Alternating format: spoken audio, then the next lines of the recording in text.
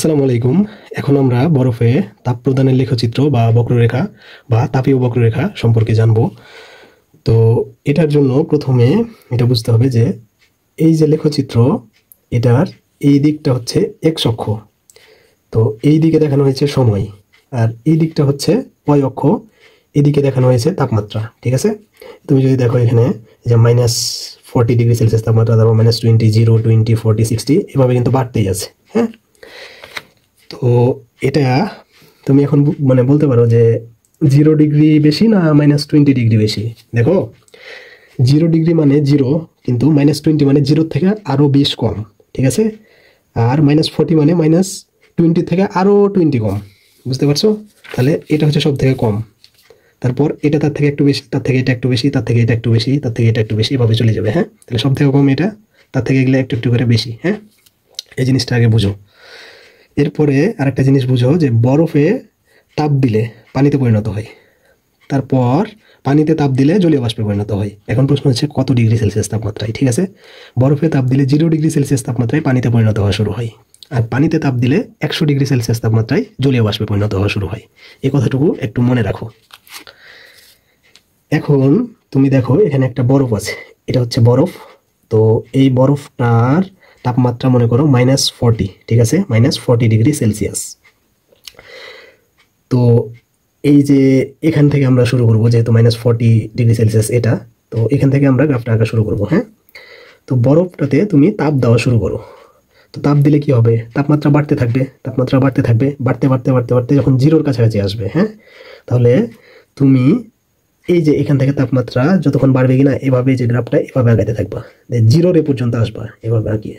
ঠিক আছে, কারণ 0 পর্যন্ত কিন্তু তাপমাত্রা বাড়তে থাকবে। ঠিক আছে, বরফটা ছিল -40°C তাপমাত্রায়, তাপমাত্রা বাড়াচ্ছ, তাপমাত্রা বাড়তে বাড়তে বাড়তে বাড়তে যখন 0-র এখানে আসবে, তখন তখন এই যে এই বরফটার এই যে এইটা পানিতে পরিণত হবে। ঠিক আছে, এটা পানিতে পরিণত হবে বা পানিতে পরিণত হওয়া শুরু হবে। তাহলে এই যে ওই বিন্দুটা, এটা হচ্ছে যেটা, যে জায়গাটায় বা যে বিন্দুতে বরফ পানিতে পরিণত হওয়া শুরু হলো, ওটা হচ্ছে বরফের গলনাঙ্ক। তাহলে এই যে এখানে এই যে বিন্দুটা, এটা হচ্ছে বরফের গলনাঙ্ক। এই বিন্দুটা যেটা দেখাচ্ছি, এটাকে আমরা প্রকাশ করেছি এ দিয়ে। হ্যাঁ, এ দিয়ে। তাহলে এই বিন্দুটা হচ্ছে বরফের গলনাঙ্ক। এখন তুমি যদি আরো তাপ দাও, এইটুকাতে আরো তাপ দাও, তাহলে কি হবে? দেখো, এই যে এটার সাথে সাথে এটা এটা এটা এটা এখানকার এই যে উপরে সবগুলা পানিতে পরিণত হয়ে যাবে। ঠিক আছে, তাই এটুকা সবগুলাই পানিতে পরিণত হলো, আর নিচের টুকা এখানে বরফ থেকে গেল। ঠিক আছে, বরফে থেকে গেল। তাহলে এই জায়গায় কি বিষয়টা হলো? তাহলে এই জায়গাটায় পানিও থাকলো, বরফও থাকলো। তাহলে এটুকা কোন টুকা? এই যে এ বি। হ্যাঁ, এই যে এ থেকে বি পর্যন্ত। বুঝছো? এই যে এ থেকে বি পর্যন্ত। তো এই যে এখানে লিখে দিয়েছি এ বি, বরফের গলনাঙ্ক রেখা, আর বরফ প্লাস পানি থাকে এখানে, এই যে বরফ প্লাস পানি। এখন প্রশ্ন হচ্ছে বরফের গলনাঙ্ক রেখা কেন এটা বলা হয়েছে। দেখো, এই বিন্দুটাতে, এই যে এ বিন্দু যেটা, এটাতে বরফ পানিতে পরিণত হওয়া শুরু হয়েছে, তাই এটা হচ্ছে বরফের গলনাঙ্ক। তাহলে এই রেখাটাতেই তো বরফ পানিতে পরিণত হওয়া শুরু হয়েছে, তাই না? তাহলে এই রেখাটা হচ্ছে বরফের গলনাঙ্ক রেখা, বা তুমি এভাবে বলতে পারো এই রেখাটাই বরফ পানিতে পরিণত হয়, এই জন্য এটাকে বলছে বরফের গলনাঙ্ক রেখা। ঠিক আছে, তাহলে এখানে বিষয়টা একটু বুঝো যে বিন্দুটা, এই যে এ বিন্দু, এটা হচ্ছে এই বিন্দুটা বরফের গলনাঙ্ক। ঠিক আছে, আর এ বি রেখাটা, এই যে এ থেকে বি পর্যন্ত, এই যে এটা হচ্ছে রেখা এ বি রেখা, এটা হচ্ছে বরফের গলনাঙ্ক রেখা। ঠিক আছে, এটা ক্লিয়ার আশা করি। এখন প্রশ্ন জাগতে পারে যে এই যে এ রেখাটা, এটা কেন এই যে এইভাবে বাড়লো না, এটা কেন এই যে আনুভূমিক হয়ে থাকলো? হ্যাঁ, এই যেভাবে থাকলো, এই যে এটার সমান্তরাল থাকলো, হ্যাঁ, বা আনুভূমিক হয়ে থাকলো। বা এটার তাপমাত্রা কেন বাড়লো না? দেখো, এখানেও তাপমাত্রা 0°C, এখানেও তাপমাত্রা 0°C, এখানেও তাপমাত্রা 0°C। তার মানে এখানে কিন্তু তাপমাত্রা বাড়েনি। কেন বাড়েনি? এটার কারণ হচ্ছে যখন তুমি বরফে তাপ দিচ্ছ, তখন এই যে বরফের এগুলা এগুলা এগুলা এগুলা এগুলা সবগুলা তাপ গ্রহণ করছে, এবং তাপ গ্রহণ করে তাদের মধ্যে দূরত্বটা বাড়াচ্ছে। ঠিক আছে, তাদের মধ্যে যে আন্তঃআণবিক দূরত্ব, এটা বাড়াচ্ছে। এই যে দেখো, এটার মধ্যে যে দূরত্ব, এটার মধ্যে দূরত্বটা অনেক বেশি, তাই না? এটা দেখো কত কাছাকাছি আছে, কিন্তু এই দুইটা কিন্তু অনেক দূরে আছে। এই দুইটা দেখো কত কাছাকাছি আছে, এই দুইটা অনেক দূরে আছে। ঠিক একইভাবে এই দুইটা কাছাকাছি আছে, এই দুইটা অনেক দূরে আছে, এই দুইটা কাছাকাছি আছে, এই দুইটা অনেক দূরে আছে। এই যে এইভাবে এই যে এগুলার মধ্যে কিন্তু দূরত্বটা বাড়িয়ে দিয়েছে। আর যখনই দূরত্বটা বাড়ছে তখনই এই যে বরফটা পানিতে পরিণত হচ্ছে। ঠিক আছে, তাহলে বিষয়টা কি, তাপগুলা গ্রহণ করছে বা তাপ শক্তি গ্রহণ করছে, তাপ শক্তি গ্রহণ করে আন্তঃআণবিক দূরত্ব বাড়াচ্ছে, আন্তঃআণবিক দূরত্ব বাড়িয়ে বরফটা পানিতে পরিণত হচ্ছে। বুঝতে পারছো? এই জন্যই এখানে আর তাপমাত্রাটা বাড়ছে না। বুঝছো? কারণ ওই যে তাপ শক্তিটা এটা বরফ থেকে পানিতে পরিণত হওয়ার কাজে ব্যবহৃত হচ্ছে। এটাই হচ্ছে এখানকার মেইন কথাটা। এখন তুমি এটুকুতে আরো তাপ দিতে থাকো। এখন তাপ দিলে হবে কি, উপরে তো পানি ছিলই, নিচে ছিল বরফ, এখন এই নিচের বরফগুলাও তাপ গ্রহণ করে পানিতে পরিণত হয়ে যাবে। ঠিক আছে, তাহলে উপরেও ছিল পানি, নিচের টুকা হয়ে যাবে পানি। ঠিক আছে, তাহলে পুরোটাই পানি। এটা কোন টুকা, বিসি। তাহলে এই যে দেখো, বি থেকে সি পর্যন্ত পুরোটাই পানি, এই যে পানি লিখেছি বি থেকে সি পর্যন্ত। ওকে, এখন আরো যদি তাপ দাও, হ্যাঁ, এখানে তাপ দিতে দিতে দিতে দিতে 100 ডিগ্রিতে গিয়ে থামবা। ঠিক আছে, 100 ডিগ্রিতে গিয়ে থামলে কি হবে জানো? এখন 100 ডিগ্রিতে যখন পৌঁছাবা তখন এই যে পানির এইটা বাষ্পে পরিণত হবে। ঠিক আছে, তাহলে এটা হচ্ছে যে সি বিন্দু। তাহলে যে বিন্দুতে পানি বাষ্পে বা জলীয় বাষ্পে পরিণত হওয়া শুরু করে ওইটাই হচ্ছে পানির স্ফুটনাঙ্ক। ঠিক আছে, তাহলে এই যে সি বিন্দুটা হচ্ছে পানির স্ফুটনাঙ্ক, কারণ সি বিন্দুতে পানি জলীয় বাষ্পে পরিণত হওয়া শুরু করে কত ডিগ্রি সেলসিয়াস তাপমাত্রায়, 100 ডিগ্রি সেলসিয়াস তাপমাত্রায়। এই যে দেখো, সি বিন্দু 100 ডিগ্রি সেলসিয়াস তাপমাত্রা বরাবর আছে। তো এরপরে তুমি যদি আরো তাপ দাও তাহলে কি হবে, এই যে এটার সাথে এগুলা এগুলা এগুলা এগুলা সবগুলাই জলীয় বাষ্পে পরিণত হবে। তাহলে উপরের গুলা হবে জলীয় বাষ্প আর নিচের গুলা তো পানি থেকে গেল। ঠিক আছে, তাহলে জলীয় বাষ্পও থাকবে পানিও থাকবে। এটা কোন জায়গায়, সিডিতে। ঠিক আছে, এই যে দেখো, সিডিতে পানি প্লাস জলীয় বাষ্প দুইটাই আছে। ঠিক আছে, আর এই রেখাটার নাম হচ্ছে পানির স্ফুটনাঙ্ক রেখা। এখানেও লিখেছি, এখানেও লিখেছি, এখানেও লিখেছি। কেন এটা পানির স্ফুটনাঙ্ক রেখা? কারণ এই যে এই রেখাটায় পানির জলীয় বাষ্পে পরিণত হওয়া শুরু করে। ঠিক আছে, আর এই রেখাটাতে পানি আর জলীয় বাষ্প কিন্তু দুইটাই থাকে। তাহলে এই রেখাটা হচ্ছে পানির স্ফুটনাঙ্ক রেখা। তাহলে এই বিষয়টা আর একটু বুঝে নাও, সেটা হচ্ছে সি বিন্দু। এই যে এখানে সি বিন্দু, এটা হচ্ছে পানির স্ফুটনাঙ্ক সি বিন্দুটা, আর এই রেখাটা হচ্ছে পানির স্ফুটনাঙ্ক রেখা সিডি। ঠিক আছে, এখন আরেকটা প্রশ্ন জাগতে পারে, যেখানে সিডি এটা এই যে এক্স অক্ষের আনুভূমিক বা সমান্তরাল হয়ে আছে কেন? দেখো তো, এখানে এই জায়গাতে তাপমাত্রা 100 ডিগ্রি সেলসিয়াস, এই জায়গাতে তাপমাত্রা 100 ডিগ্রি সেলসিয়াস, এই জায়গাতে তাপমাত্রা 100 ডিগ্রি সেলসিয়াস। কেন তাপমাত্রা বাড়েনি? কেন তাপমাত্রা একই আছে? এটার কারণ হচ্ছে, যখন তুমি এখানে তাপ দিচ্ছিলা, ঠিক আছে, তখন এই যে এগুলা তাপ গ্রহণ করে পানি থেকে, হ্যাঁ, পানি থেকে জলীয় বাষ্পে পরিণত হওয়ার জন্য ওই তাপ শক্তিটাকে ব্যবহার করছিল। ঠিক আছে, তাহলে এই যে তাপ শক্তিটাকে জলীয় বাষ্পে পরিণত করার জন্য ব্যবহার করছিল, এই জন্যই আর তাপমাত্রাটা বাড়েনি। বুঝছো? এই কারণেই সিডি কিন্তু অনুভূমিক সরল রেখা, হ্যাঁ, বা এক্স অক্ষের সমান্তরালে আছে। এখন তুমি এটুকুকে আরো যদি তাপ দাও, তাহলে উপরের টুকাতে জলীয় বাষ্পই ছিল, নিচে ছিল পানি। এখন নিচের পানিটুকাও জলীয় বাষ্পে পরিণত হবে। তাহলে উপরের টুকা ছিল জলীয় বাষ্প, নিচের পানিটুকাও হয়ে যাবে জলীয় বাষ্প। ঠিক আছে, তাহলে পুরোটুকু হয়ে যাবে জলীয় বাষ্প।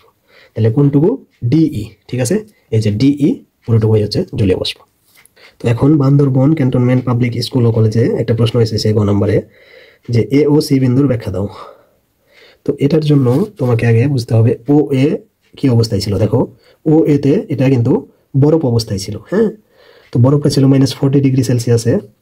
তো যখন এটাতে তাপমাত্রা বাড়িতে থাকলাম, বাড়িতে বাড়িতে বাড়িতে বাড়িতে যখন এ বিন্দুতে আসলো, হ্যাঁ, মানে 0 ডিগ্রি সেলসিয়াস তাপমাত্রায় পৌঁছালো, তখন এই যে এই একটা এটা কিন্তু পানিতে পরিণত হলো প্রথমে। তাহলে এই যে তাপমাত্রা 0 ডিগ্রি সেলসিয়াস তাপমাত্রায়, ঠিক আছে, কোন তাপমাত্রায়, 0 ডিগ্রি সেলসিয়াস তাপমাত্রায়। তাহলে এই যে তাপমাত্রা, এটাতে বরফ পানিতে পরিণত হওয়া শুরু হলো, এটাই হচ্ছে বরফের গলনাঙ্ক। কারণ যে তাপমাত্রায় বরফ পানিতে পরিণত হওয়া শুরু করে ওটা হচ্ছে বরফের গলনাঙ্ক।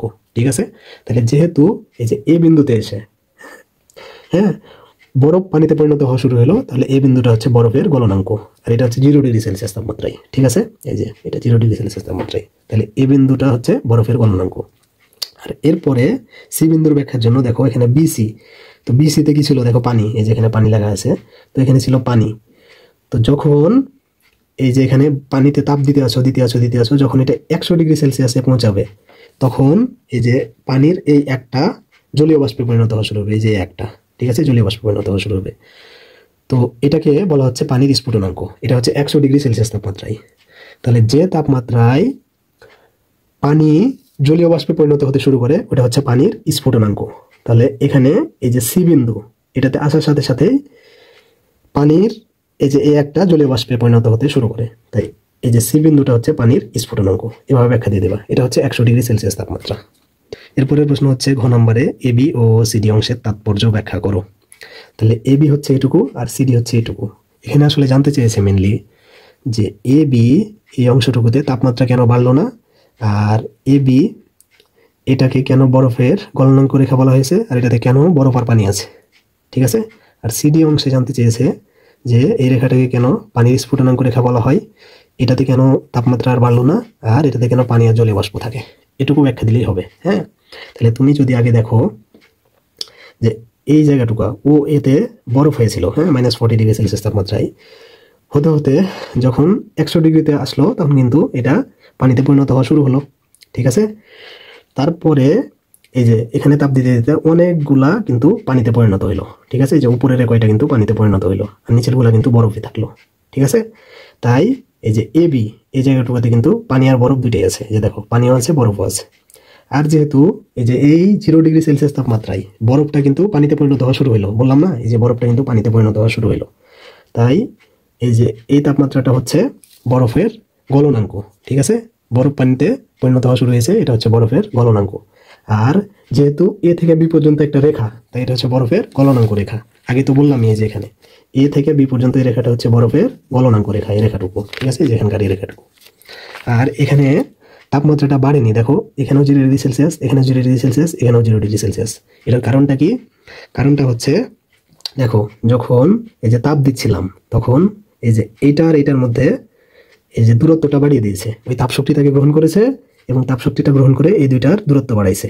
তাপ শক্তিটা গ্রহণ করেছে এই দুইটার দূরত্ব বাড়াইছে, তাপ শক্তিটা গ্রহণ করেছে এই দুইটার দূরত্ব বাড়াইছে, তাপ শক্তি গ্রহণ করেছে এই দুইটার দূরত্ব বাড়াইছে। তুমি দেখো যে এই দুইটা যত কাছাকাছি এই দুইটা কিন্তু অনেক দূরে, তাই না? এটা দেখো কাছাকাছি, এই দুইটা অনেক দূরে। তাহলে যখনই এগুলোর মধ্যে দূরত্ব বেড়েছে তখনই এটা বরফ থেকে পানিতে পরিণত হয়ে গেছে। তাহলে তাপমাত্রা না বাড়ার কারণটা হচ্ছে কি, যে ওই যে তাপ শক্তিটাকে গ্রহণ করে এটা পানিতে পরিণত হওয়ার জন্য ব্যবহার করেছে। ঠিক আছে। তাপ শক্তিটাকে গ্রহণ করেছে, নিজেদের যে আন্তঃআণবিক দূরত্ব এটা বাড়াইছে এবং বাড়ানোর ফলে পানিতে পরিণত হয়েছে। ঠিক আছে। এই হচ্ছে কথা। এরপরে তুমি যদি সিডি অংশের ক্ষেত্রে যাও, তার আগে দেখো বিসিতে ছিল কি, বিসিতে ছিল পানি। হ্যাঁ, এই যে বিসিতে পানি। তো যখন এই যে তাপ দিতে দিতে দিতে দিতে এই যে এই জায়গায় আসবে, হ্যাঁ, 100°তে, তখন এটা কিন্তু জলীয় বাষ্পে পরিণত হওয়া শুরু হবে। এই যে এগুলা উপরের এই কয়টা কিন্তু এই যে জলীয় বাষ্পে পরিণত হয়েছে। ঠিক আছে। নিচের গুলা পানি আছে। তো যখন জলীয় বাষ্পে পরিণত হওয়া শুরু হবে তখন কি হবে, দেখো এই যে সিডি অংশে জলীয় বাষ্প উপরের টুকু আর নিচের টুকু কি থাকবে, পানি থাকবে। এটা তো একবার বুঝাইলামই। তাহলে দেখো এই জন্য এখানে পানিও আছে জলীয় বাষ্পও আছে, দুইটাই আছে। আর দেখো যেহেতু এই যে 100°C তাপমাত্রায় পৌঁছানোর সাথে সাথে পানি জলীয় বাষ্পে পরিণত হওয়া শুরু হয়, তাই এটা হচ্ছে পানির স্ফুটনাঙ্ক। আর এই যে রেখাটা এটা হচ্ছে পানির স্ফুটনাঙ্ক রেখা। ঠিক আছে। তাহলে এই যে সিডি এটা হচ্ছে পানির স্ফুটনাঙ্ক রেখা। এখানকার সিডি হচ্ছে পানির স্ফুটনাঙ্ক রেখা। আর দেখো এখানে সিতেও তাপমাত্রা 100°C, এখানেও তাপমাত্রা 100°C, ডিতেও তাপমাত্রা 100°C। কেন তাপমাত্রা বাড়েনি? এটার কারণ হচ্ছে দেখো যখন পানিতে তাপ দিচ্ছিল, তাপ দেওয়ার ফলে পানি তাপ গ্রহণ করছিল, গ্রহণ করে এটা জলীয় বাষ্পে পরিণত করার কাজে ব্যবহার করছিল। বুঝতে পারছো? পানি তাপ গ্রহণ করছে, তাপ গ্রহণ করে ওই তাপটাকে জলীয় বাষ্পে পরিণত করছে। ঠিক আছে। এই জন্য তাপমাত্রাটা বাড়েনি। ঠিক আছে। আর তুমি আবার এটাও বলতে পারো যে ওই যে তাপটা গ্রহণ করেছে, তাপ গ্রহণ করে এই যে এটার মতো করে তাদের আন্তঃআণবিক দূরত্ব বাড়াইছে। আন্তঃআণবিক দূরত্ব বাড়াইলে এটা তখন পানিটা জলীয় বাষ্পে পরিণত হয়েছে। এভাবে তুমি বলতে পারো, অথবা তুমি ডিরেক্ট বলতে পারো যে পানি তাপ গ্রহণ করে জলীয় বাষ্পে পরিণত হওয়ার জন্য ব্যবহার করেছে, এই জন্য আর তাপমাত্রাটা বাড়েনি। তাহলে এবি আর সিডি অংশের তাৎপর্য হচ্ছে এটুকুই। এখন এই প্রশ্নটাও আগের প্রশ্নের মতোই। এখানে বলেছে যে চিত্রে বিসি ও ডি আনুভূমিক সরলরেখা কেন ব্যাখ্যা করো। এই প্রশ্নটা কুমিল্লা বোর্ড 19-এ এসেছে। তো দেখো এখানে বিসি আর ডি আনুভূমিক সরলরেখা কেন। আচ্ছা, এটার জন্য তোমাকে প্রথমে গলনাঙ্ক রেখা আর স্ফুটনাঙ্ক রেখা এটা বুঝতে হবে। হ্যাঁ, দেখো নিচে যেটা থাকবে এটা হচ্ছে গলনাঙ্ক রেখা আর উপরেরটা হচ্ছে স্ফুটনাঙ্ক রেখা। ঠিক আছে। এই যে দেখো এখানে যে নিচেরটা কিন্তু গলনাঙ্ক রেখা আর উপরেরটা স্ফুটনাঙ্ক রেখা। কারণ তুমি তাপ দিলে প্রথমে তো আগে এটা গলবে, ঠিক আছে, তারপরেরটা না ফুটবে। বুঝো বিষয়টা। ঠিক আছে। এখানে কি হয়েছিল, বরফগুলা পানিতে পরিণত হয়েছিল, আর তারপরে এখানে পানি তারপরে জলীয় বাষ্পে পরিণত হয়েছে তাপ দেওয়ার ফলে। ঠিক আছে। এটা ফুটার পর। তাই আগে গলনাঙ্ক রেখা, তারপর একটা স্ফুটনাঙ্ক রেখা। তো এখানে বিসি আর ডি এর ক্ষেত্রে এখন আমরা বুঝবো। তো এটা বোঝার জন্য আগে এই যে এইটুকু একটু বোঝা লাগবে যে কঠিন পদার্থে তাপ দিলে এটা তরলে পরিণত হবে, আর তরলে তাপ দিলে এটা বাষ্পে পরিণত হবে। তো এখানে কিছু কঠিন পদার্থ আছে, এইটাতে যখন তুমি তাপ দিবা তখন হবে কি যে এগুলা এই যে 60 ডিগ্রিতে পৌঁছানোর পর তরলে পরিণত হওয়া শুরু হবে। তো মনে করি যে উপরের এটুকু তরলে পরিণত হয়ে গেছে, হ্যাঁ, তাপ দিতে যাচ্ছ তরলে পরিণত হয়ে গেছে, আর নিচের টুকা কঠিনই আছে। তো এই যে কঠিন অংশটুকা এটুকা হচ্ছে এ থেকে বি পর্যন্ত, হ্যাঁ, আর যখন তরলে পরিণত হওয়া শুরু হয়ে গেছে আর কঠিন অংশ আছে এটা হচ্ছে বি থেকে সি পর্যন্ত। তো এখন এটাই হচ্ছে প্রশ্ন যে বিসিতে এটা আনুভূমিক সরলরেখা কেন? এই যে দেখো, এই যে বিতেও তাপমাত্রা 60 ডিগ্রি, সিতেও 60 ডিগ্রি, এই যে এখানেও 60 ডিগ্রি, প্রত্যেক জায়গায় 60 ডিগ্রি সেলসিয়াস তাপমাত্রা কেন? কারণ হচ্ছে যখন এটা কঠিন ছিল এবং আমরা তাপ দিচ্ছিলাম তখন এই যে এইগুলা তাপ গ্রহণ করে তার আন্তঃআণবিক দূরত্বগুলো বাড়িয়ে নিচ্ছিল। এটা থেকে এটা যে দূরত্ব, এটা থেকে এটার দূরত্ব অনেক বেশি, এটা থেকে এটা যে দূরত্ব, এটা থেকে এটার দূরত্ব অনেক বেশি, এবং এই যে সে তার আন্তঃআণবিক দূরত্ব বাড়িয়ে নিচ্ছিল, এটার ফলে সে কঠিন থেকে তরলে পরিণত হয়ে গেছে। বুঝতে পারছো? আর নিচেটুকু কিন্তু কঠিনই আছে, বুঝছো? তাহলে বিসিতে তাপমাত্রা বাড়ে নাই আর, ঠিক আছে? এটার কারণ হচ্ছে ওই যে তাপগুলা নিচ্ছিল এবং সে কঠিন থেকে তরলে পরিণত হচ্ছিল, তার আন্তঃআণবিক দূরত্ব বাড়াচ্ছিল এবং কঠিন থেকে তরলে পরিণত হচ্ছিল, এবং এ কারণে তারা তাপমাত্রা বাড়ে নাই। এবং তাপমাত্রা যেহেতু বাড়ে নাই তাই এই যে এইটা আনুভূমিক সরলরেখা। প্রত্যেক জায়গায় তাপমাত্রা 60 ডিগ্রি যদি দাও তাহলে তো এটা সরলরেখাই হবে। দেখো এখানেও 60 ডিগ্রি দাও, এখানেও 60 ডিগ্রি দাও, এখানেও 60 ডিগ্রি দাও, এখানেও 60 ডিগ্রি দাও, দেখো প্রত্যেক জায়গায় 60 ডিগ্রি থাকছে, ঠিক আছে? তো আর তাপমাত্রা বাড়াইতেই পারছে না, যেহেতু তাপমাত্রা বাড়াইতে পারছে না তাই এখানে তাপমাত্রা সব জায়গায় 60 ডিগ্রি থাকছে, এবং এ কারণেই এটা আনুভূমিক সরলরেখা। আবার এখানে দেখো আরো যদি তাপ দাও তাহলে এই যে কঠিন টুকা এটুকুও কিন্তু তরলে পরিণত হবে, উপরের টুকা তো তরল ছিলই, নিচের টুকু তরলে পরিণত হবে, তাহলে এই যে এইটুকু কিন্তু তরল হয়ে থাকলো, হ্যাঁ। এখন তুমি যখন আরো তাপ দিবা তখন এই যে তরলের উপরের এই যে অংশটুকু এটুকু কিন্তু বাষ্পে পরিণত হবে, ঠিক আছে? আর নিচের তরলটুকু এখানে থেকে যাবে। তো এই জায়গাটুকু হচ্ছে ডিই, এখানে তরলও থাকবে বাষ্পও থাকবে যে ডিইতে। এখন প্রশ্ন হচ্ছে ডিই কেন আনুভূমিক সরলরেখা? হ্যাঁ, মানে ডি আর ইতে দেখো প্রত্যেক জায়গায় তাপমাত্রা 165 ডিগ্রি সেলসিয়াস তাপমাত্রা, ডিতেও 165 ডিগ্রি সেলসিয়াস তাপমাত্রা, ইতেও 165 ডিগ্রি সেলসিয়াস তাপমাত্রা, এই জায়গাতেও 165 ডিগ্রি সেলসিয়াস তাপমাত্রা। তাপমাত্রা বাড়ছে না কেন? এটার কারণ হচ্ছে যখন তুমি এখানে তাপ প্রয়োগ করছিলা তখন এই তরলগুলা তাপ গ্রহণ করছিল, হ্যাঁ, এবং এগুলা বাষ্পে পরিণত করছিল, তাপ গ্রহণ করে ওই তাপ শক্তিকে বাষ্পে পরিণত করার জন্য ব্যবহার করছিল, ঠিক আছে? এবং এই কারণে আর তাপমাত্রা বাড়ছিল না, বুঝছো? এই জন্য প্রত্যেকটা জায়গায় তাপমাত্রা 165 থাকছিল। যেহেতু প্রত্যেকটা জায়গায় তাপমাত্রা 165, তাই এটা কিন্তু আনুভূমিক সরলরেখা হয়ে আছে, ঠিক আছে? এখানেও 165, এখানেও 165, এখানেও 165, প্রত্যেকটা জায়গায় 165 থাকছে, তাই এই গ্রাফটা কিন্তু আনুভূমিক হয়ে আছে। উপরে ওঠানোর কোনো চান্সই নাই, কারণ তাপমাত্রা তো বাড়ছেই না। এখানেও একই কাহিনী, উপরে ওঠানোর কোনো চান্সই নাই। তাপমাত্রা বাড়লে না উপরে উঠাবা, তাপমাত্রা তো বাড়ছেই না, তাই আর তুমি উপরে উঠাইতে পারছো না। এই জন্যই এটাও আনুভূমিক, এটাও আনুভূমিক। রাজশাহী বোর্ড 20-এ একটা প্রশ্ন এসেছে যে একটি পদার্থ এ এর গলনাঙ্ক 45 ডিগ্রি সেলসিয়াস আর স্ফুটনাঙ্ক 95 ডিগ্রি সেলসিয়াস। তো এ এর তাপীয় বক্ররেখা অঙ্কন করো, মানে এ পদার্থটার তাপীয় বক্ররেখা অঙ্কন করতে হবে। তো এটার জন্য প্রথমে কি করা লাগবে? এক্স অক্ষ আর ওয়াই অক্ষ আঁকা লাগবে। তো এদিক হচ্ছে এক্স অক্ষ আর এদিক হচ্ছে ওয়াই অক্ষ। এদিকে থাকবে সময়, ঠিক আছে? এদিকে সময় দিবা আর এদিকে দিবা কি? তাপমাত্রা, ঠিক আছে? তো এখন প্রশ্ন একটা জাগবে যে তাপমাত্রা কত করে বাড়াবো, ঠিক আছে? মানে এখানে 10 10 10 10 করে বাড়াবো, না 20 20 করে বাড়াবো, না 100 করে বাড়াবো? এটা আসলে গলনাঙ্ক আর স্ফুটনাঙ্কের উপর নির্ভর করে। তো এটা আসলে গলনাঙ্ক আর স্ফুটনাঙ্কের উপর নির্ভর করে। যদি গলনাঙ্ক আর স্ফুটনাঙ্ক 100 এর মধ্যে থাকে বা 100 এর আশেপাশে থাকে তাহলে তাপমাত্রা পার্থক্য 10 10 করে ধরতে পারো, 20ও ধরতে পারো, ঠিক আছে? আর যদি অনেক হয় গলনাঙ্ক স্ফুটনাঙ্ক 400 500 800 1400 তাহলে তাপমাত্রার পার্থক্য ধরবা 100 করে, ঠিক আছে? কেন ধরবা? নাহলে কিন্তু তুমি এই যে পেপারে শেষ করতে পারবে না। 10 10 করে 1800 বা 1400 বা 800 পর্যন্ত গেলে পাতায় ধরবেই না। তাহলে দেখো আমাদের কপাল ভালো, এখানে গলনাঙ্ক বলেছে 45 ডিগ্রি আর স্ফুটনাঙ্ক 95 ডিগ্রি। তাহলে আমরা 10 10 করে ধরি, হ্যাঁ, 10 করে বাড়াবো, ঠিক আছে? তো এখানে দেখো আমরা 10 করে বাড়াই, এভাবে 10 করে বাড়াবো, ঠিক আছে? 10 করে লিখবো, কোনো সমস্যা নাই। দেখো এখানে 10 20 30 40 50 60 70 80 90 100 পর্যন্ত নিলাম, ঠিক আছে? তাপমাত্রা সবগুলা ডিগ্রি সেলসিয়াস এগুলো, ওকে? এখন বলেছে একটি পদার্থ এ এর গলনাঙ্ক 45 ডিগ্রি সেলসিয়াস। তো তুমি যেটা করবা এই যে তাপীয় বক্ররেখা অঙ্কনের জন্য তুমি প্রথমে টার্গেট করবা গলনাঙ্ককে, ঠিক আছে? গলনাঙ্কের ওই জায়গাটাই তুমি যদি দেখো প্রত্যেকটা গ্রাফে গলনাঙ্কের যে জায়গাটা এই জায়গায় কিন্তু আনুভূমিক হয়, এই যেভাবে, ঠিক আছে? স্ফুটনাঙ্কের জায়গাটাও আনুভূমিক হয়। তাহলে এই কথাটা মাথার মধ্যে রাখবা এই ধরনের গ্রাফ আঁকার জন্য। তাহলে বলেছে গলনাঙ্ক 45°C, তাহলে যাও দিয়ে 45কে টার্গেট করো। দেখো এখানে আছে 40 আর 50, তাহলে 45 কি এটার মাঝামাঝি, মাঝামাঝি। তাহলে এ বরাবর একটা টার্গেট করে নাও, এই যে এভাবে একটু এঁকে দাও, ঠিক আছে? হয়ে গেল। তারপর এই যে এই জায়গা থেকে এই পর্যন্ত এটা মিলিয়ে দাও, হ্যাঁ? তাহলে এটার কাজ শেষ। এরপরে কি বলেছে? স্ফুটনাঙ্ক 95°C স্ফুটনাঙ্ক। তাহলে তুমি এখন 95 টার্গেট করবা, ঠিক আছে? 90 আর 100 এর মাঝে যেখানে 95, তাহলে তুমি এখানে টার্গেট করো, এই যে এখানে টার্গেট করলে 95, এইভাবে আঁকো, হইলো? গলনাঙ্কের এই জায়গায় অনুভূমিক হবে, স্ফুটনাঙ্কের এই জায়গায় অনুভূমিক হবে। এখন তুমি এইভাবে এঁকে দাও, ঠিক আছে? এটাও এইভাবে এঁকে দাও শেষের টুকা। তাহলে এই জায়গাটা হচ্ছে গলনাঙ্ক রেখা, ঠিক আছে? আর এই জায়গাটা হচ্ছে স্ফুটনাঙ্ক রেখা। এই জায়গাটা হচ্ছে গলনাঙ্ক, ওইটার বিন্দু, আর এটা হচ্ছে স্ফুটনাঙ্কের বিন্দু। বুঝতে পেরেছ? এভাবে আঁকবা। দেখো আমি এখানে যা বুঝাইলাম এখানে কিন্তু সুন্দরভাবে ওটুকাই আঁকা আছে, ঠিক আছে? ওভাবে আঁকা আছে। দেখো এখানে শুধু ও A B C D E এগুলো লিখেছে, আমি ওগুলো লিখি নাই, এই আর কি। দেখো ওটাই এঁকেছে। আর ব্যাখ্যাটা আগের মতো করে দিতে পারবা। তারপরেও আমি একটু বুঝিয়ে দেই। দেখো এই যে এখানে কঠিন পদার্থ ছিল, ওই পদার্থটা কঠিন পদার্থ ছিল, এই পদার্থটা।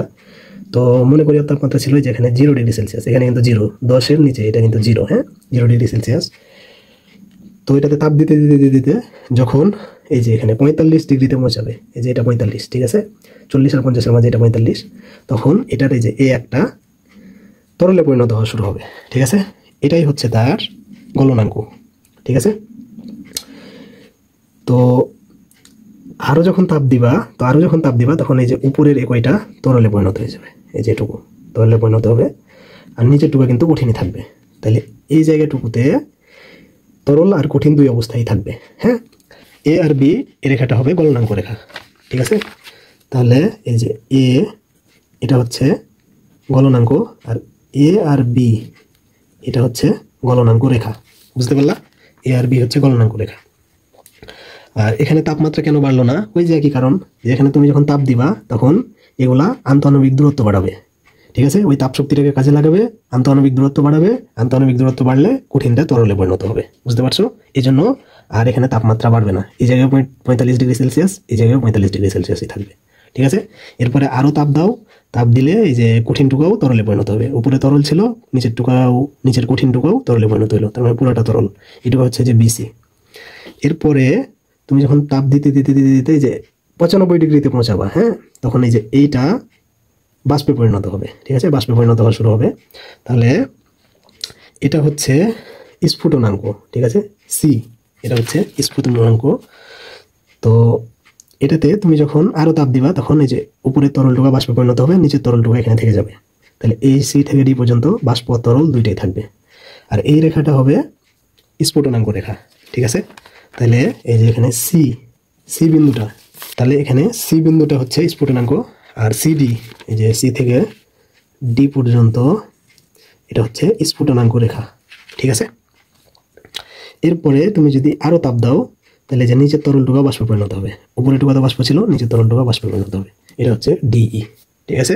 তাহলে এভাবে তুমি তাপীয় বক্ররেখাটা আঁকবা আর ব্যাখ্যাও দিয়ে দেবা।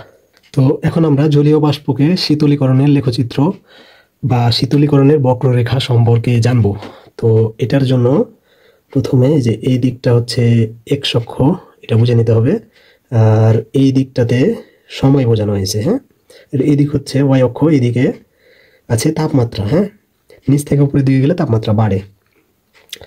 তো এই যে এখানে জলীয় বাষ্পকে শীতল করলে, হ্যাঁ, পানিতে পরিণত হয় কত °C তাপমাত্রায়? 100°C তাপমাত্রায়, ঠিক আছে? আবার পানিকে শীতল করলে বরফে পরিণত হয় কত °C তাপমাত্রায়? 0°C তাপমাত্রায়, ঠিক আছে? তাহলে জলীয় বাষ্প যখন 100°C তাপমাত্রায় আসবে তখন সেটা পানিতে পরিণত হওয়া শুরু হবে, আর পানি যখন 0°C তাপমাত্রায় আসবে তখন সেটা বরফে পরিণত হওয়া শুরু হবে। ওকে, এই কথাটুকু একটু মনে রাখবা, এখানে কাজে লাগবে। তো এখানে যদি দেখো তাহলে যে এখানে জলীয় বাষ্প দেওয়া আছে, তো জলীয় বাষ্পটার তাপমাত্রা হচ্ছে 140 ডিগ্রি সেলসিয়াস তাপমাত্রা, ঠিক আছে। এই তাপমাত্রাগুলো কিন্তু ডিগ্রি সেলসিয়াসে দেওয়া আছে, তাহলে এটা হচ্ছে 140 ডিগ্রি সেলসিয়াস তাপমাত্রায় আছে।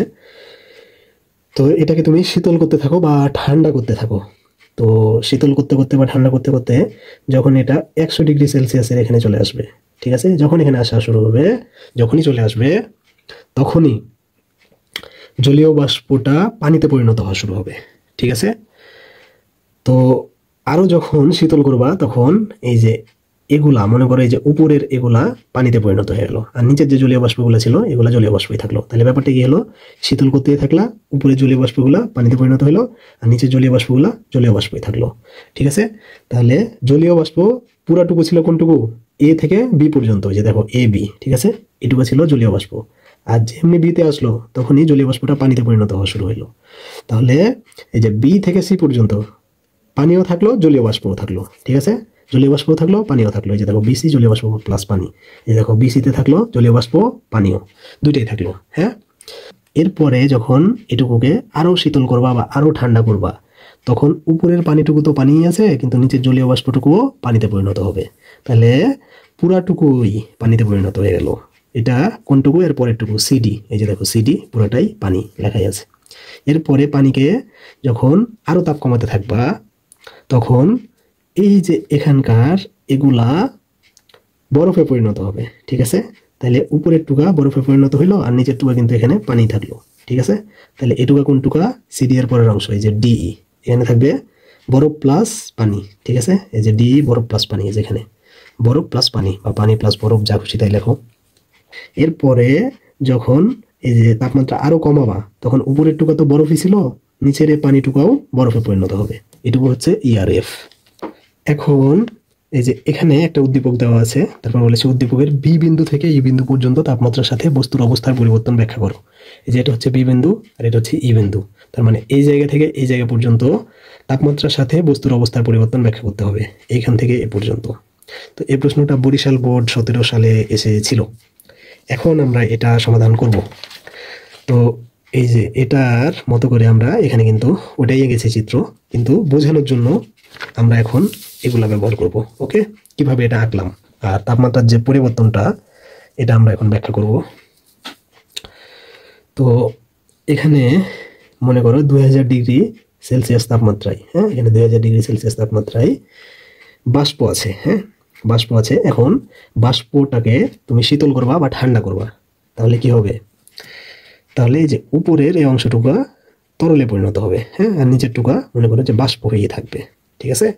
তাহলে কোন জায়গায় গিয়ে এই যে বাষ্পটা তরলে পরিণত হবে, এই যে দেখো এই জায়গাটাই, ঠিক আছে, এই জায়গাটায় গিয়ে, যে জায়গায় স্ফুটনাঙ্ক কথাটা আসবে, এই যে বি বিন্দুটার কাছে গিয়ে, হ্যাঁ। তাহলে বাষ্প কোন পর্যন্ত, এ থেকে বি পর্যন্ত, ঠিক আছে, এ থেকে বি পর্যন্ত হচ্ছে বাষ্প, এই যেখানে লিখে রেখেছি এ থেকে বি পর্যন্ত বাষ্প।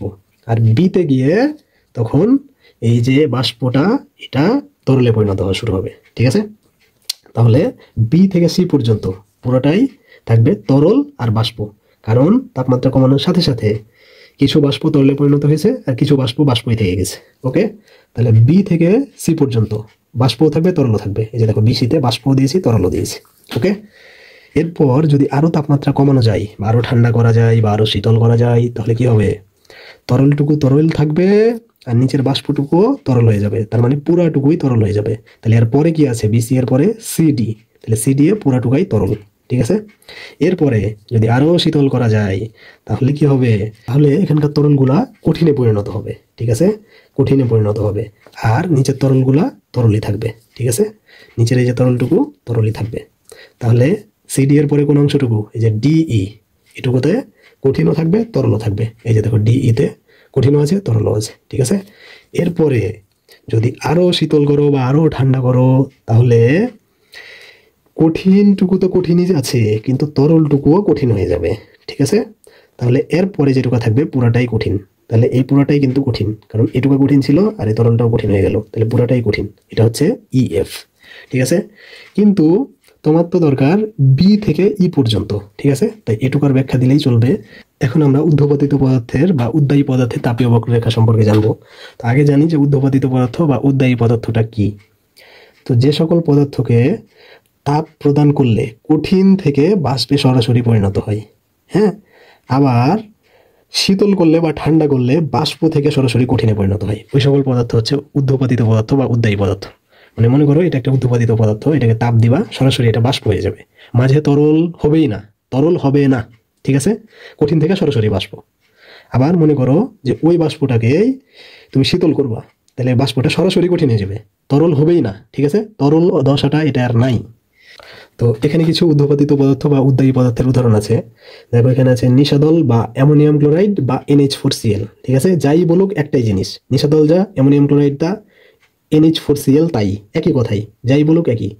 এরপরে আরেকটা উদাহরণ হচ্ছে কর্পূর, তারপর আরেকটা উদাহরণ হচ্ছে ন্যাপথালিন, আরেকটা উদাহরণ হচ্ছে অ্যালুমিনিয়াম ক্লোরাইড বা AlCl3, অ্যালুমিনিয়াম ক্লোরাইড যা, AlCl3 তাই।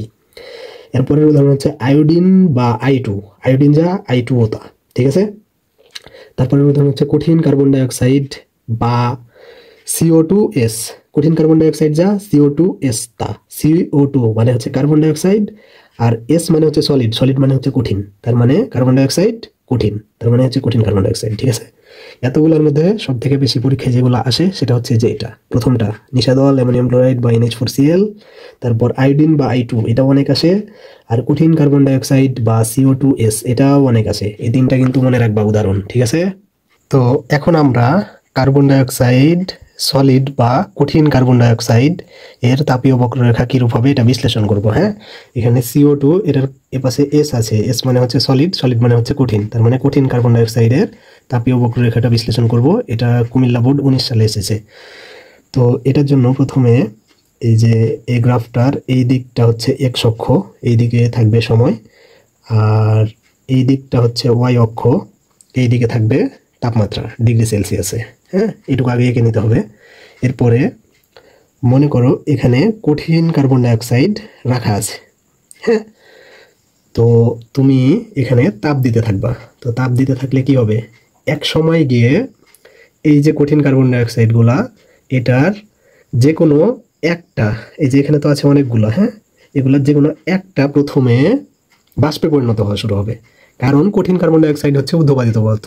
তো কঠিন কার্বন ডাইঅক্সাইডকে যখন তুমি তাপ দিবা এটা কঠিন থেকে সরাসরি বাষ্পে পরিণত হবে, ঠিক আছে। তাহলে তুমি যখন তাপ দিলা তখন প্রথমে একটা বাষ্পে পরিণত হইল, ঠিক আছে। তো যে তাপমাত্রাটাই কঠিন কার্বন ডাইঅক্সাইডটা বাষ্পীয় কার্বন ডাইঅক্সাইডে পরিণত হওয়া শুরু হলো ওই তাপমাত্রাটা হচ্ছে ঊর্ধ্বপাতন তাপমাত্রা, ঠিক আছে। তো আমরা এখানে যদি দেখি তাহলে এই যে এখানে OA, এই যে O থেকে এ পর্যন্ত কঠিন কার্বন ডাইঅক্সাইড থাকলো, হ্যাঁ, O থেকে এ পর্যন্ত এই যে কঠিন কার্বন ডাইঅক্সাইড থাকলো OA, এই যে এখান থেকে এ পর্যন্ত। এরপরে যেমনি A বিন্দু, এই যে A বিন্দুতে আসলো, এই যে এখানকার মধ্যে একটা বাষ্প কার্বন ডাইঅক্সাইডে পরিণত হইলো, ঠিক আছে, যে একটা এখানে বাষ্প কার্বন ডাইঅক্সাইডে পরিণত হইলো। তো যে তাপমাত্রাটাই হইলো এটা হচ্ছে ঊর্ধ্বপাতন তাপমাত্রা। তাহলে ঊর্ধ্বপাতন তাপমাত্রাটা কি, যে তাপমাত্রায় ঊর্ধ্বপাতিত পদার্থ বা কঠিন ঊর্ধ্বপাতিত পদার্থ বাষ্পীয় ঊর্ধ্বপাতিত পদার্থে পরিণত হওয়া শুরু করে, ঠিক আছে, ওটাই হচ্ছে ঊর্ধ্বপাতন তাপমাত্রা। তাহলে এই জায়গাটা হচ্ছে ঊর্ধ্বপাতন তাপমাত্রা। হ্যাঁ, তাহলে এদিকে dot dot dot dot dot dot দিয়ে এই যে এই জায়গাটাই পেয়ে যাবা, এখানে টেম্পারেচার যত থাকবে বা তাপমাত্রা যত থাকবে ওটাই হচ্ছে ঊর্ধ্বপাতন তাপমাত্রা। তো এই জায়গায় এটা দরকার নাই আসলে যে কত ডিগ্রি, এটা দরকার নাই, শুধু বক্ররেখাটা আঁকলেই হবে। হ্যাঁ, তো এই জায়গাটায় তুমি যদি আরো তাপ দিতে থাকো তাহলে এই যে এগুলার পাশাপাশি এইটা এটা এটা এটা এই যে উপরের এই সবগুলাই বাষ্প কার্বন ডাইঅক্সাইডে পরিণত হবে, ঠিক আছে। তাপ দিতে থাকলে উপরের এই কয়টা বাষ্প কার্বন ডাইঅক্সাইডে পরিণত হবে, আর নিচের গুলা কঠিন কার্বন ডাইঅক্সাইডই থেকে যাবে, যে নিচের গুলা কঠিন কার্বন ডাইঅক্সাইড আর উপরের গুলা হচ্ছে বাষ্প কার্বন ডাইঅক্সাইড, ঠিক আছে। তাহলে কোন জায়গাটুকাই এটা হচ্ছে যে A থেকে B তে, ঠিক আছে, A থেকে B তে বাষ্প কার্বন ডাইঅক্সাইড আর কঠিন কার্বন ডাইঅক্সাইড দুইটাই থাকবে। এই যে দেখো এখানে লিখেছে কঠিন কার্বন ডাইঅক্সাইড প্লাস বাষ্প কার্বন ডাইঅক্সাইড, এই জায়গাটুকুতে দুটাই থাকবে, ঠিক আছে। তো এখন এখানে তোমার প্রশ্ন জাগতে পারে যে এই যে এইটুকুতে তাপমাত্রাটা বাড়লো না কেন, দেখো এখানেও তাপমাত্রা, এই যে এখানে যত তত, এখানেও তাপমাত্রা একই, এখানেও তাপমাত্রা একই। এটার কারণটা হচ্ছে এই যে তাপগুলা গ্রহণ করছে কিনা, তাপগুলা গ্রহণ করে এই কঠিন কার্বন ডাইঅক্সাইডটা বাষ্প কার্বন ডাইঅক্সাইডে পরিণত হতে সাহায্য করছে। কঠিন কার্বন ডাইঅক্সাইডটা তাপ শক্তিকে কাজে লাগাচ্ছে বা তাপগুলোকে কাজে লাগাচ্ছে, আর এটাকে বাষ্প কার্বন ডাইঅক্সাইডে পরিণত করছে। এজন্য এই জায়গাটুকুর তাপমাত্রা আর বাড়েনি, এখানেও যা তাপমাত্রা, এখানেও ওই তাপমাত্রা, এখানেও এই তাপমাত্রা, ঠিক আছে। এই জন্য এটা কিন্তু আনুভূমিক সরলরেখা, দেখো এই যে এটার মতো সরলরেখা। তাপমাত্রা যদি বাড়তো তাহলে এই যে এগুলার মতো উঁচু হয়ে যেত, হ্যাঁ, যেগুলোর মতো উঁচু হয়ে যেত। দেখো এখানে কিন্তু তাপমাত্রা বাড়েনি, তাই আনুভূমিক সরলরেখায় আছে। এরপরে তুমি যদি এটাকে আরো তাপ দাও, হ্যাঁ, এটাকে যদি আরো তাপ দাও, তাহলে উপরের গুলা তো বাষ্পীয় কার্বন ডাইঅক্সাইড ছিলই, ঠিক আছে, এগুলো তো এখানে থাকবেই, কিন্তু নিচের কঠিন কার্বন ডাইঅক্সাইড গুলো বাষ্প কার্বন ডাইঅক্সাইডে পরিণত হবে, ঠিক আছে। তাহলে নিচের গুলা বাষ্প কার্বন ডাইঅক্সাইডে পরিণত হবে। তাহলে উপরের গুলা ছিল বাষ্প, এই যে এখানে নিচের গুলাও, নিচের কঠিন গুলাও হয়ে যাবে বাষ্প, তার মানে পুরোটাই হয়ে যাবে বাষ্প কার্বন ডাইঅক্সাইড, ঠিক আছে। তাহলে পুরোটাই হয়ে যাবে বাষ্প কার্বন ডাইঅক্সাইড। তাহলে এটাকে কোনটুকু, এই যে বি থেকে সি পর্যন্ত বাষ্প কার্বন ডাইঅক্সাইড, বুঝতে পারছো?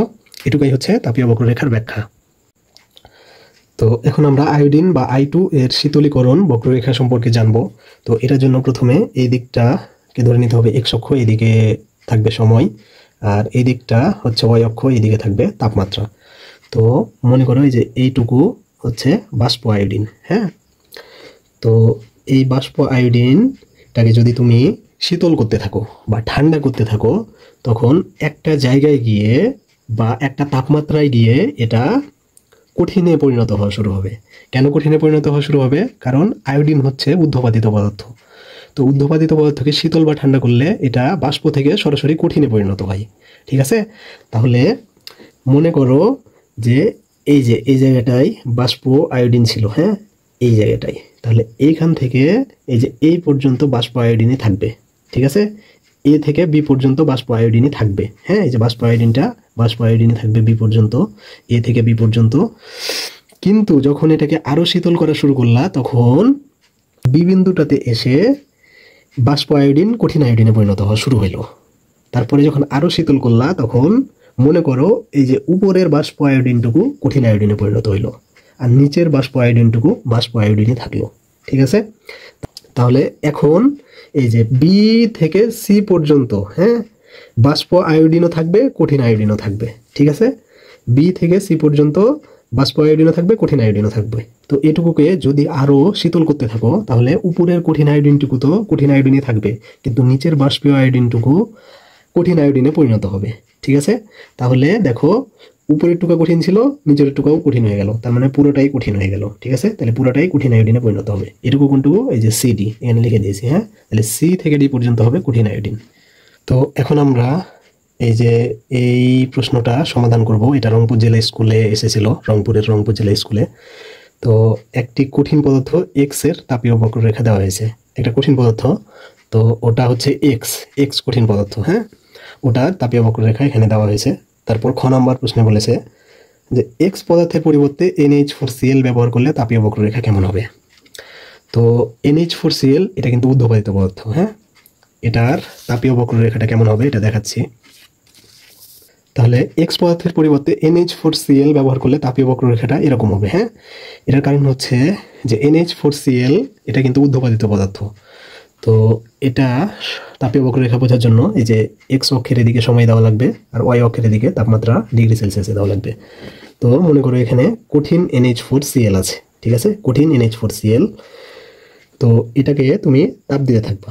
তো তাপ দিতে থাকলে কি হবে, এক সময় গিয়ে কঠিন NH4Cl এর মনে করো যে এই একটা বাষ্প NH4Cl এ পরিণত হওয়া শুরু হবে, ঠিক আছে। কেন বাষ্পে পরিণত হওয়া শুরু হবে? কারণ কঠিন NH4Cl এটা কিন্তু ঊর্ধ্বপাতিত পদার্থ, আর ঊর্ধ্বপাতিত পদার্থ কঠিন থেকে সরাসরি বাষ্পে পরিণত হয়, ঠিক আছে। তাহলে মনে করো এই একটা কঠিন NH4Cl বাষ্প NH4Cl এ পরিণত হলো। তাহলে এটা কোন জায়গাটা? এটা হচ্ছে যে এ, হ্যাঁ, এ বিন্দুটা, ঠিক আছে। তাহলে যে বিন্দুটাতে বা যে তাপমাত্রাটাতে কঠিন NH4Cl বাষ্প NH4Cl এ পরিণত হলো, ওই তাপমাত্রাটা হচ্ছে ঊর্ধ্বপাতন তাপমাত্রা, ঠিক আছে। এভাবে আমরা বলতে পারি যে তাপমাত্রায় ঊর্ধ্বপাতিত পদার্থ বা কঠিন ঊর্ধ্বপাতিত পদার্থ বাষ্পীয় ঊর্ধ্বপাতিত পদার্থে পরিণত হয়, ওই তাপমাত্রাটা হচ্ছে ঊর্ধ্বপাতন তাপমাত্রা, ঠিক আছে। তাহলে দেখো কঠিন NH4Cl এই যে এখানকার ও থেকে এ পর্যন্ত থাকবে, ঠিক আছে। এই যে দেখো কঠিন NH4Cl এখানে লিখে রেখেছি, এই যে ও এ পর্যন্ত। কিন্তু এতে যখন যাবে তখন কিন্তু এটা বাষ্পে পরিণত হওয়া শুরু হয়ে গেছে, ঠিক আছে। তো মনে করো এখানে তুমি আরো তাপ দিচ্ছ, তাপ দিতে দিতে এই যে উপরের গুলা সবগুলাই বাষ্প NH4Cl এ পরিণত হয়েছে, আর নিচের গুলা কিন্তু কঠিন NH4Cl আছেই, ঠিক আছে।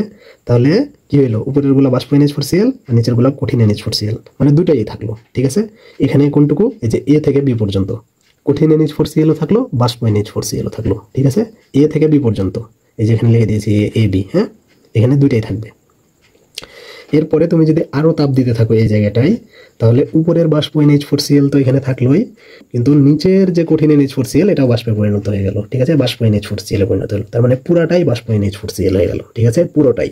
তাহলে এই যে এইখান থেকে এই পর্যন্ত পুরোটাই বাষ্প NH4Cl, এটা হচ্ছে বিসি, এই যে বি থেকে সি পর্যন্ত। এখন আমরা গ নাম্বার প্রশ্নটা সমাধান করব। তো গ নম্বর প্রশ্নটা হচ্ছে উদ্দীপকের এক্স পদার্থের তাপীয় বক্ররেখা ব্যাখ্যা করো। তো উদ্দীপকের এক্স পদার্থের তাপীয় বক্ররেখা হচ্ছে এটা। ঠিক আছে, এখানে বলা ছিল যে কঠিন পদার্থ এক্স এর তাপীয় বক্ররেখা নিচে দেওয়া হলো, তার মানে এক্স পদার্থের তাপীয় বক্ররেখা হচ্ছে এটা, এটাকে শুধু ব্যাখ্যা করতে হবে। ঠিক আছে, তাহলে এটার ব্যাখ্যা এখন আমরা দেখব। দেখো এই যে এক্স পদার্থের তাপীয় বক্ররেখার ব্যাখ্যা, ওই যে তাপীয় বক্ররেখাটা ছিল কিনা ওইটা, এটাই কিন্তু এখন ব্যাখ্যা দিব, এই জন্য আমরা এভাবে লিখে রেখেছি। তো এটার জন্য প্রথমে এই দিকটাকে এক্স অক্ষ হিসাবে ধরতে হবে। এই সাইডে থাকবে সময়, হ্যাঁ, মিনিটে। ঠিক আছে, আর এই দিকটা হচ্ছে ওয়াই অক্ষ, এই দিকে থাকবে তাপমাত্রা ডিগ্রি সেলসিয়াসে। তার মানে এই যে এটা হচ্ছে 0 ডিগ্রি সেলসিয়াস, এটা হচ্ছে 10 ডিগ্রি সেলসিয়াস, এটা 50 ডিগ্রি সেলসিয়াস, এটা হচ্ছে 200 ডিগ্রি সেলসিয়াস। ঠিক আছে, তো তুমি যদি এখানে দেখো তাহলে এক্স পদার্থটা কিন্তু কঠিন অবস্থায় ছিল, তাহলে এটার শুরুটা হবে কঠিন অবস্থা দিয়ে। ঠিক আছে, তাহলে মনে করো ওই পদার্থটা এখানে কঠিন অবস্থায় আছে, তো এটাতে তুমি তাপ দিতে থাকো। তো তুমি যখন তাপ দিতে থাকবা, দিতে দিতে দিতে দিতে এক সময়ে গিয়ে এটার মনে করো এই যে এইটা তরলে পরিণত হওয়া শুরু হইলো। ঠিক আছে, তো যে তাপমাত্রায় এইটা তরলে পরিণত হওয়া শুরু হইলো, মানে কঠিনটা তরলে পরিণত হওয়া শুরু হইলো, ওই তাপমাত্রাটা হচ্ছে ওই পদার্থটার গলনাঙ্ক। তাহলে এটা কোন তাপমাত্রাটা বা কোন জায়গাটা, দেখো এই যে এই জায়গাটা, হ্যাঁ, এই যে বি বিন্দুটা। ঠিক আছে, তাহলে বি বিন্দুটাতে এসে ওই যে এক্স পদার্থটা এটা কঠিন থেকে তরলে পরিণত হওয়া শুরু হলো, তাহলে বি বিন্দুটা হচ্ছে এক্স পদার্থের গলনাঙ্ক। ঠিক আছে, তাহলে দেখো এই যে এটা ছিল এ থেকে বি বিন্দু পর্যন্ত পুরোটাই কিন্তু কঠিন ছিল, আর যেমনি বিতে গেল তখন কিন্তু তরলে পরিণত হওয়া শুরু হলো। ঠিক আছে, আর বি বিন্দুটাই হচ্ছে এক্স পদার্থটার গলনাঙ্ক। এখন তুমি যদি আরো তাপ দিতে থাকো, তাহলে মনে করো উপরের গুলা পুরোটাই তরলে পরিণত হয়ে গেল। ঠিক আছে, তাপ দিতে আসো, তাহলে কঠিনগুলো তরলে পরিণত হচ্ছে, তো উপরের সবগুলাই তরলে পরিণত হয়ে গেল, আর নিচের কঠিনগুলা কঠিনই থাকলো। ঠিক আছে, তাহলে এই যে বি থেকে সি পর্যন্ত কঠিন আর তরল দুই অবস্থায় থাকবে এক্স পদার্থটা। দেখো এই যে কঠিন অবস্থায় আছে, তরল অবস্থায় আছে। তো এই যে বি থেকে সি পর্যন্ত এই যে পুরো রেখাটা, বি থেকে সি পর্যন্ত এই যে রেখাটা, এটা হচ্ছে এক্স পদার্থের গলনাঙ্ক রেখা। ঠিক আছে, তাহলে বি বিন্দুটা এই যে এইটা হচ্ছে এক্স পদার্থের গলনাঙ্ক, আর বি থেকে সি পর্যন্ত এই রেখাটা হচ্ছে এক্স পদার্থের গলনাঙ্ক রেখা। ঠিক আছে, তো এখন একটা প্রশ্ন জাগতে পারে যে বি থেকে সি পর্যন্ত এটা কেন এই যে এক্স রেখার বা এক্স অক্ষের কেন আনুভূমিক? হ্যাঁ, এই যে এটাতে যেমন তাপমাত্রা বেড়ে গেছে, এখানে কিন্তু তাপমাত্রা বাড়েনি, এটা কিন্তু আনুভূমিক হিসাবে আছে, মানে এখানেও তাপমাত্রা 10 ডিগ্রি সেলসিয়াস, এখানেও তাপমাত্রা 10 ডিগ্রি সেলসিয়াস, এখানেও তাপমাত্রা 10 ডিগ্রি সেলসিয়াস। কেন? এটার কারণ হচ্ছে যখন এক্সটা কঠিন অবস্থায় ছিল তখন তুমি তাপ দিচ্ছিলে, এবং তাপ যখন নিচ্ছিল এটা তাপ নিয়ে এই যে এটার মধ্যে যে আন্তঃআণবিক দূরত্ব এটা বাড়িয়ে দিচ্ছিল। ঠিক আছে, তাহলে দেখো এটার যে দূরত্ব, এটার দূরত্ব কিন্তু অনেক বেশি, এটার যে দূরত্ব, এটার দূরত্ব অনেক বেশি, এটার যে দূরত্ব, এটার দূরত্ব অনেক বেশি, এটার যে দূরত্ব, এটার দূরত্ব অনেক বেশি। তার মানে এক্স যখন কঠিন অবস্থায় ছিল সে তাপ নিচ্ছিল এবং তাপ নিয়ে তার আন্তঃআণবিক দূরত্ব বাড়াচ্ছিল, এবং যখন সে তার আন্তঃআণবিক দূরত্ব বাড়াইলো তখনই সে তরলে পরিণত হলো। তাহলে পুরো বিষয়টা কি হলো, এক্স যে কঠিন পদার্থ ছিল এটা তাপ নিচ্ছিল এবং তাপ নিয়ে আন্তঃআণবিক দূরত্বগুলো বাড়াচ্ছিল, এবং আন্তঃআণবিক দূরত্ব বাড়ানোর মাধ্যমে সে তরলে পরিণত হলো। বুঝতে পারছো? এবং সে তার ওই তাপ শক্তিটাকে গ্রহণ যে করলো, এটাকে তরলে পরিণত হওয়ার কাজে ব্যবহার করলো। বুঝছো? এই জন্যই আর তাপমাত্রাটা বাড়েনি। তো এখন তুমি যদি আরো তাপ দিতে থাকো, তাহলে উপরের তরলটুকু তরলই থাকবে, কিন্তু নিচের কঠিনটুকু এটুকুও তাপ গ্রহণ করে তরলে পরিণত হবে। ঠিক আছে, তাপ গ্রহণ করে তরলে পরিণত হবে। তাহলে বিষয়টা কি হলো, উপরের তরলটুকু তরল থাকলো আর নিচের কঠিনটুকুও তরল হয়ে গেল, তার মানে পুরোটাই তরল। এটা কোনটুকু? আর পরেরটুকু, সি থেকে ডি পর্যন্ত। এই যে দেখো তরল হচ্ছে সিডি। ঠিক আছে, সি থেকে ডি পর্যন্ত পুরোটাই তরল, এই যে এখানে তরল লেখাই আছে। এরপরেও তুমি যদি আরো তাপ দিতে থাকো তাহলে কি হবে, এই যে এখানকার তরলগুলোর মধ্যে মনে করো একটা বাষ্পে পরিণত হবে। ঠিক আছে, এই মনে করো এটা বাষ্পে পরিণত হওয়া শুরু হইলো।